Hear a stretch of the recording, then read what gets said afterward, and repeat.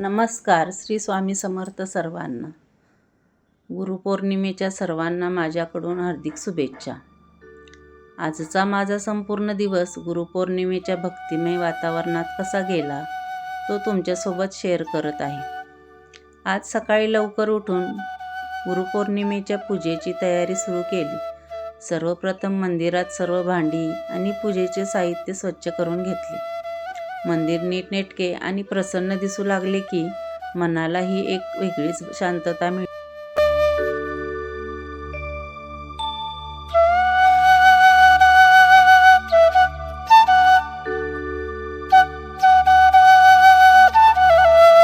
सर्व देवांना आणि आपल्या स्वामी समर्थांना भक्तिभावाने अभिषेक घातला.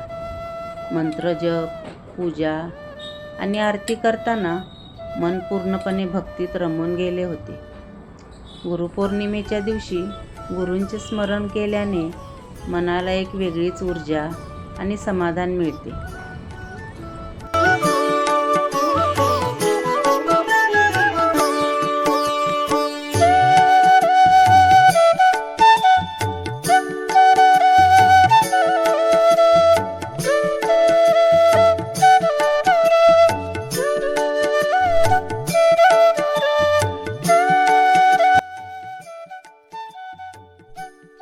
नंतर स्वामींना चौरंगावर सुंदर आसन अंथरून विराजमान केले.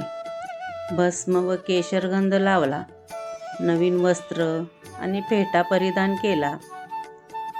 हिना अत्तर लावले आणि चाफ्याच्या सुगंधी फुलांनी त्यांची मनोभावे सजावट केली. नवीन वस्त्र, फेटा, नवीन हार परिधान केल्यामुळे त्यांचा चेहरा अगदी खुलून आला होता.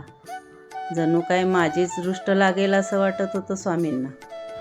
स्वामींच्या या दिव्य रूपाचे दर्शन घेताच मन भक्तीने आणि आनंदाने भरून गेले.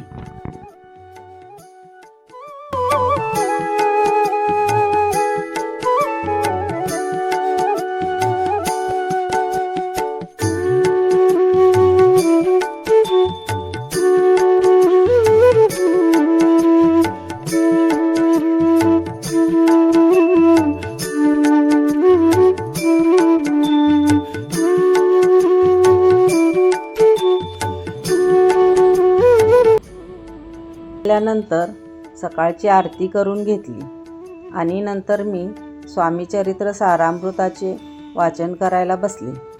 प्रत्येक ओळ वाचताना स्वामींचे आशीर्वाद आणि त्यांची कृपा आपल्यावर असल्याची जाणीव होत होती. अशा पवित्र दिवशी ग्रंथवाचन केल्याने मन अधिक प्रसन्न होते आणि घरातही खूप प्रसन्न वातावरण तयार होते.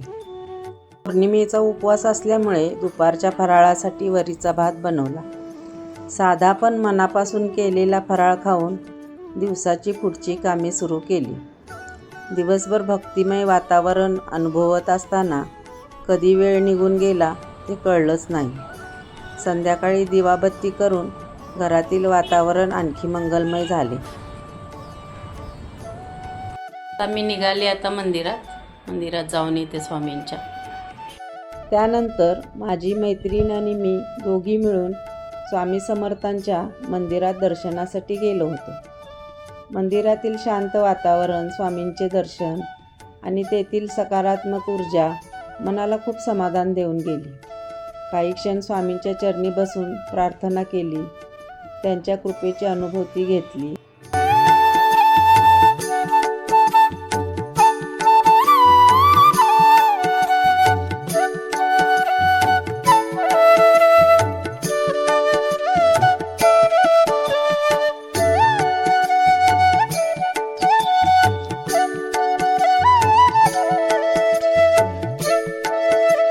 परतल्यानंतर रात्रीच्या नैवेद्यासाठी स्वयंपाकाची तयारी सुरू केली.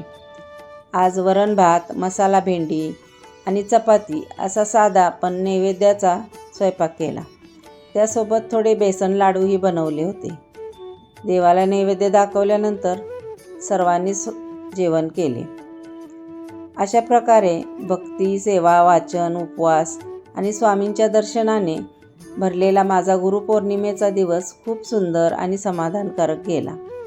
गुरूंचे आशीर्वाद आपल्या सर्वांवर सदैव राहो हीच स्वामीचरणी प्रार्थना. असा होता माझा आजचा दिवस. कसा वाटला तुम्हाला आजचा व्हिडिओ? कमेंटमध्ये नक्की सांगा. लाईक आणि शेअर करायला विसरू नका. आणि चॅनेलला नवीन असाल तर सबस्क्राईब करायला विसरू नका. धन्यवाद. श्री स्वामी समर्थ.